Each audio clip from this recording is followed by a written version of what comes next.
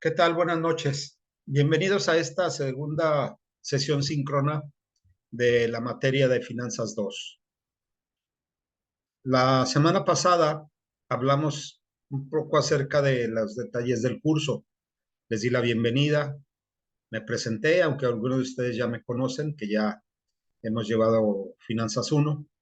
Y en esta ocasión, pues vamos a abordar el segundo eh, el segundo curso de finanzas, ¿verdad? Se llama Finanzas 2. En esta ocasión vamos a hablar acerca de el, el programa, la introducción a las Finanzas 2, qué es lo que vamos a encontrar aquí. Para esta semana, segunda semana, tenemos nosotros un foro, el cual ya está configurado ahí en la plataforma.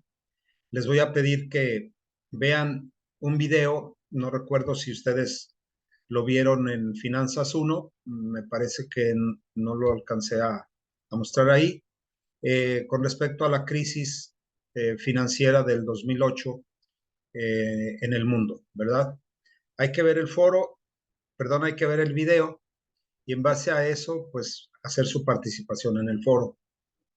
El video lo pueden ver en pausas, ¿no? O en partes, si es un poco largo, y encontrar ahí algunos detalles importantes, porque es precisamente ahí donde nosotros vamos a desarrollar nuestro curso, ¿sí? En el ámbito de las finanzas, el aumento o la disminución en el precio de las acciones, la caída en la confianza de los inversionistas con respecto a algunos instrumentos de inversión que provoca crisis económicas o que provoca desequilibrios en los mercados financieros.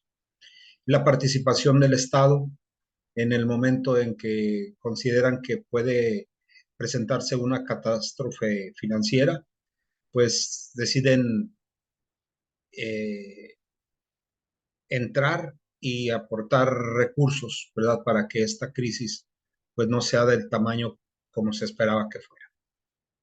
Entonces, les voy a pedir que vean el video y una vez hecho eso, participen en el foro para esta semana. El foro requiere 200 palabras como mínimo. Eso es muy importante, puesto que yo observo inmediatamente cuántas palabras han presentado en su postura y un punto de calificación son las 200 palabras. No puedo alegar o discutir de lo que tú propones es correcto o incorrecto. No te puedo calificar si lo hiciste de acuerdo a mis ideas y eso está mal. No, es una, es una aportación, es una propuesta, una postura que tú asumes en un foro y que ya en su momento, pues con una réplica de alguno de tus compañeros, puedes tú defenderla. Entonces es muy importante que completen las 200 palabras para poder obtener una calificación completa. Bueno, ¿qué veremos en este curso? A lo largo de estas semanas, que son 15, perdón, eh, 14 semanas, 13 semanas las que tenemos que estar abordando los temas correspondientes al programa, pues vamos a hablar en el primer tema, que es la próxima semana, acerca del riesgo y el rendimiento. En el curso de Finanzas 1 llegamos hasta la evaluación de acciones, tanto comunes como preferentes. Pero con anticipación hablamos acerca del rendimiento y del riesgo. Sin embargo, no los abordamos de una manera tal que podamos medirlo. En esta ocasión vamos a ver cómo se mide el riesgo y cómo se mide también el rendimiento esperado. Vamos a ver que existen tipos de inversionistas, ¿verdad? Aquellos que prefieren el riesgo, aquellos que son reacios o renuncian al riesgo y aquellos que son indiferentes al riesgo. Y en base a eso, pues son los rendimientos esperados. Vamos a hablar también, ese es en el capítulo 8 del libro, del libro base. Luego vamos a hablar también acerca del costo de capital. En la materia anterior hablábamos de una tasa de interés, una tasa de rendimiento cuando vimos problemas de evaluación del dinero a través del tiempo. veíamos que las acciones también tienen una tasa de rendimiento, o bien que puede expresarse como un costo de capital para el emisor, ¿verdad? Bueno, pues ¿cómo se determina el costo de capital? De las deudas a largo plazo, de las acciones preferentes, de las acciones comunes. ¿Cómo determinamos el costo de capital promedio ponderado? ¿Sí? ¿Cómo vamos a poder obtener un costo en base a diferentes fuentes de financiamiento? Si tengo un crédito a largo plazo, acciones comunes y acciones preferentes, ¿cómo puedo calcular un costo? Bueno, pues lo hago a través de una ponderación y obtengo el costo eh, porcentual promedio ponderado de mi capital.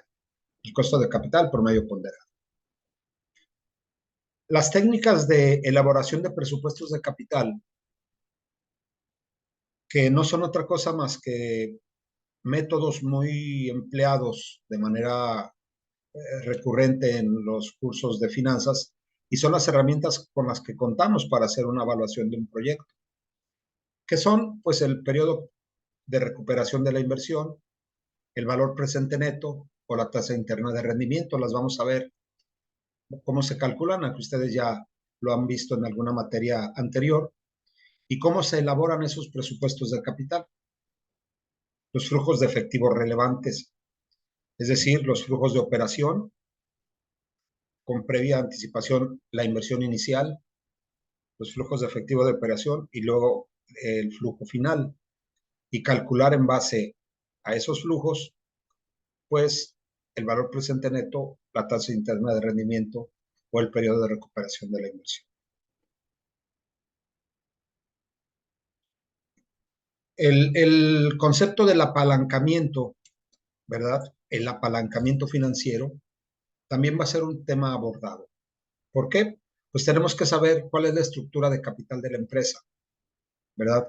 ¿Cuál es la estructura de financiamiento con la que una empresa debe de contar para maximizar sus utilidades?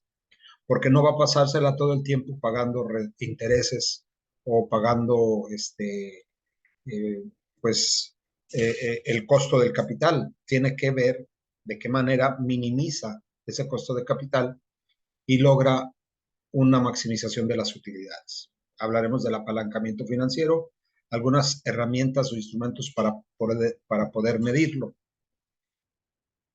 Ya en los capítulos posteriores, capítulo 13, capítulo 14, hablaremos de la política de pagos de las empresas en relación a lo que hacen los accionistas cuando pagan dividendos.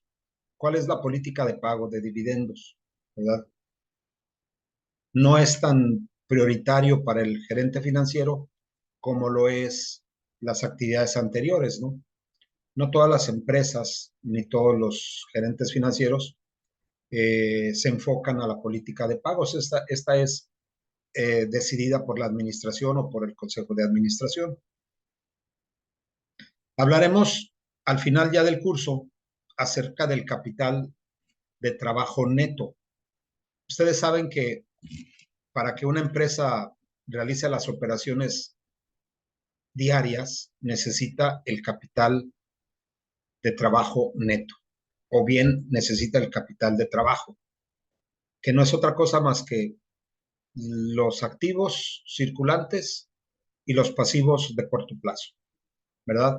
Esa sería la diferencia, ese es el capital de trabajo neto. El capital de trabajo, pues es todo lo que tiene para elaborar, ¿no? Efectivo, cuentas por cobrar, inventarios. Vamos a ver cómo se administra ese capital de trabajo, cómo determinamos el ciclo de conversión del efectivo, conociendo el periodo promedio de pago, el periodo promedio de cobro, ¿sí? El ciclo de operación de la empresa.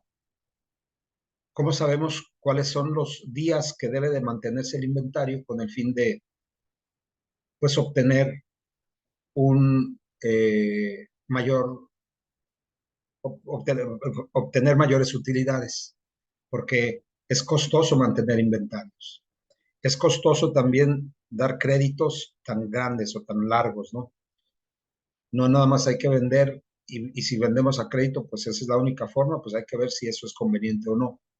Y también, pues, cómo hacemos uso de las cuentas por pagar. Si nosotros vamos a aprovechar los descuentos de por pronto pago, de acuerdo a los periodos promedio de pago y periodo promedio de cobro, que necesitamos que estos se compaginen. Por último, hablaremos acerca de los pasivos espontáneos, es decir, las fuentes de préstamos a corto plazo con garantía y préstamos a corto plazo sin garantía, ¿verdad? Es un programa bastante interesante, nos lleva a que completemos nuestra formación en en un curso de finanzas 2 para poder tener las herramientas y pues con ellas complementar nuestra preparación como administradores, ¿verdad? No olvidemos que el área de las finanzas pues es una especialidad donde un administrador puede eh, decidir en aplicarse por ahí y hacerse gerente financiero, ¿verdad? Esto no es exclusivo de profesiones. Aunque hay una carrera por ahí que se llama contabilidad y finanzas, bueno, pues se trata de darle ese cauce al contador. Sin embargo, los administradores eh, tienen también esa facilidad en función a que conocen el funcionamiento de la organización y saben que debe de haber una buena administración de los recursos monetarios. Si no, pues no son administradores o buenos administradores. Entonces, nada más enfocándose al área de las finanzas, serían gerentes financieros, administradores financieros, asesores financieros, especialistas financieros. El objetivo, pues, de esta materia, de este segundo curso, pues es darles esas herramientas para que ustedes eh, tomen como base la especialización en el área. Como les digo, a quienes les gustan, les van a gustar, van por esa área y algunos a lo mejor por otra área, pero pues, a final de cuentas es un valor agregado para el profesional. Bien, ¿alguien de ustedes me quisiera comentar algo sobre las expectativas que tiene del curso? Claudia, Irene, Brenda, en este grupo que tenemos así muy privilegiado para nosotros. Maestro, bueno, de las expectativas, sí, maestro, le comentaba, bueno, de las expectativas que tenemos, bueno, es aprender más, reforzar lo que ya habíamos visto en Finanzas uno, que me parece una clase muy interesante y además de eso, pues que nos ayudaría mucho, al menos las que estamos en áreas administrativas. Entonces, para mí sí es importante este nuevo tetra con esta materia, que espero y que todo salga bien al final de este periodo. Muy bien, muchas gracias, Claudia. Es muy importante esa actitud positiva, ¿verdad? Que es una, eh, pues, necesidad o es eh, Bueno, ya como una nos había dado fortaleza. ¿Perdón? cuarto tetra y no salí tan mal en esta materia, es final. No te escuché. Ya no te escuché, Claudia, pero bueno, sí es una fortaleza que deben de tener, una actitud positiva, porque pues depende mucho de ustedes, que no dejen de hacer las actividades. Si tienen alguna duda en los ejercicios que se van a presentar, alguna complicación para resolver algún ejercicio, no lo dejen pasar. Escríbanme, háganme la pregunta para yo poder saber en dónde están por ahí atorados y con todo gusto les doy la respuesta para que puedan realizar su actividad como debe de ser y obtengan la calificación necesaria para obtener una buena calificación final, ¿no? Y no nada más pensar en ir por ahí con la suficiencia. Entonces, es importante desde ahorita obtener los puntos necesarios en cada una de las actividades. Muy bien, Claudia, muchas gracias. Si no tienen ningún inconveniente, jóvenes, voy a dejar de grabar la sesión y voy a estar aquí con ustedes por si tienen alguna pregunta, algún comentario, pues lo hacemos, ¿les parece? Es una sesión introductoria, únicamente vemos los temas, hablar acerca de la importancia de las herramientas que vamos a ver aquí, con el fin de ya aplicarlas en la actividad diaria, ¿verdad? Ya no es tanta teoría como a lo mejor lo vimos en Finanzas uno, sino aquí ya podemos hacer una aplicación práctica de las herramientas que vamos viendo en cada una de sus actividades. Bien,